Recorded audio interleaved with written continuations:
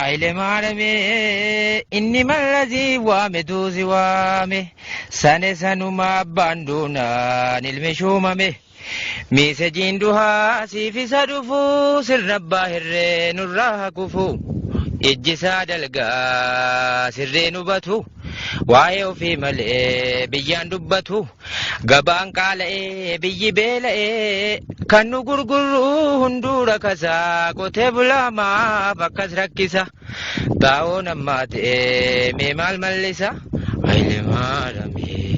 أينما نمي إني من نسي وامتو سوامي كان ساتين بلتا سيران بافتو أتس دهادا جيران جدمتو ergaa sadu'ee galmaan geessamoo ofitti amantee bakka teessamoo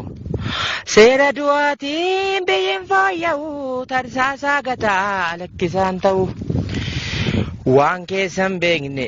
dhaqee tuqatee waa'ee amantaa maaliif dubbate ulamaa hedduun itti mufate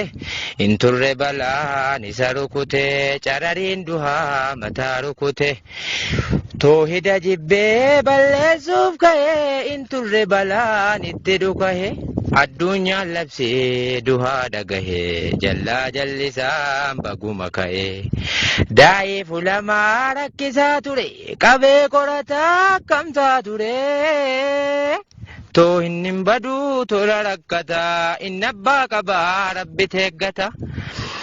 ahbaashin fidee biyya rabbashee amantii haaraa koshee koshkoshee sichi deebinee dhokkeen laakkannu toobanne lakkee shirkeen hojjennu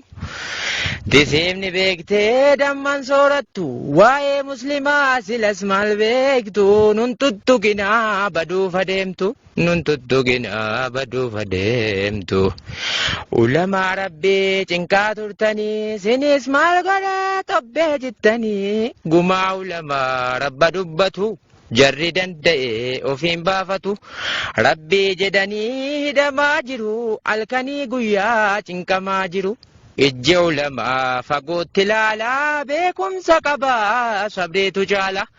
waattin dabalu hidaasii har'a firdoosiin keessaa haa ta'uuf carraan ulamaatu kaa nagaan taatanuu dafaa gaddeessaa fayyaan.